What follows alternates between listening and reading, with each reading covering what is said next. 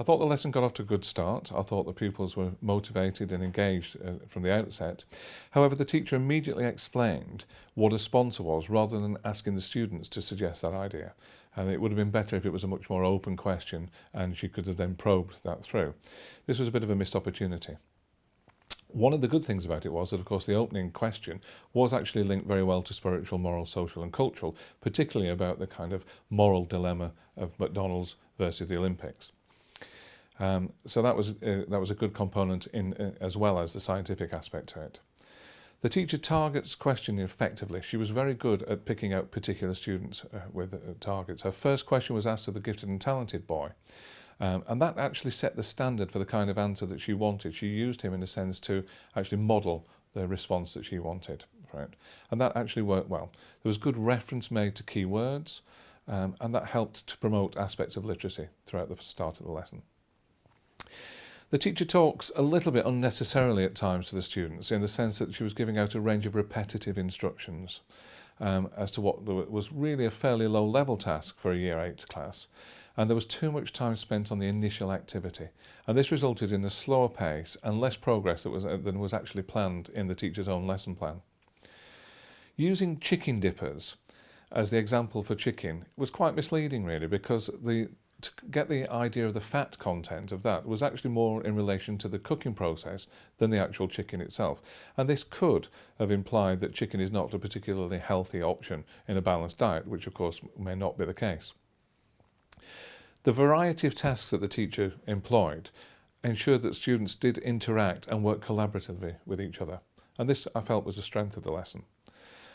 She also, at times, said some comments that weren't followed up. For example, she said, for those of you that have finished, and then said something, but she didn't actually say anything about those that hadn't finished on that point.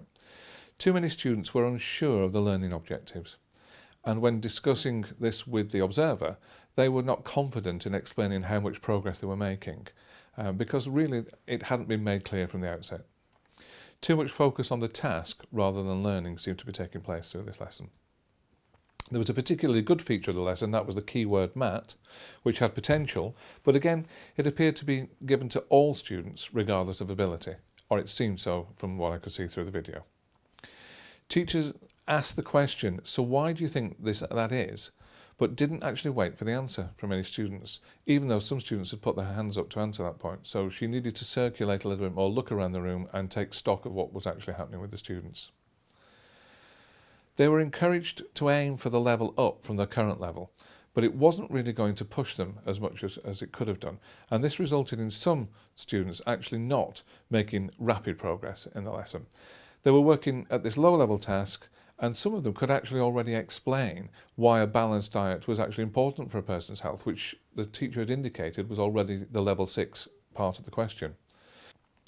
The teacher encouraged the gifted and talented boy to give a level 6 answer, rather than the level 5 question he'd already started to do, and this was a positive move. However, it would have been better if he had already started at that point and didn't need to actually deal with the level 5 question.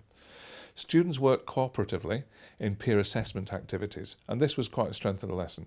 The teacher said, "Who have we not heard from today?" But unfortunately then, according to the video extract, she then asked the same boy that she started with initially to answer the question.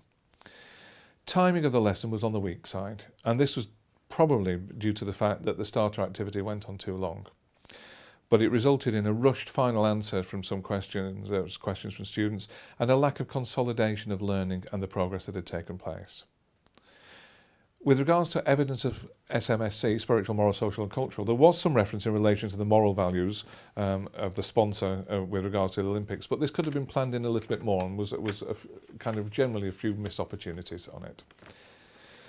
In summary of the lesson, the strengths, some questioning was effective, and it was targeted, and it made students think deeper.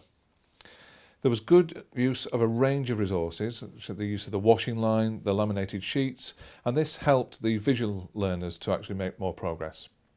Students are aware of their target grades and what their current level is, and that came through quite clearly from the questions asked by the observer.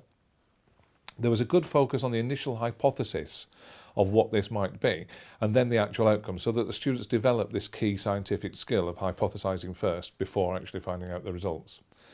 Students were keen to learn, and they have generally positive attitudes to learning, although a little passive at times. The peer assessment activity worked well and was clearly an established regular activity that these students have in their lessons. Areas that required some improvement were, although the specific needs of students were identified in the planning sheets, when it came to actually the practice of the lesson, most were given exactly the same task to do. This resulted in them making no better than expected progress across the board, really. Several students appear to have exceeded their target grade, and I would want to ask some key questions about that to find out the rationale for that. The teacher was much too quick at times to give answers, and for example, when she was explaining joules, and it was almost spoon feeding, and reduces the students' progress, really. One girl with a head on a desk for a large proportion of the lesson would certainly make me interested into why that was happening.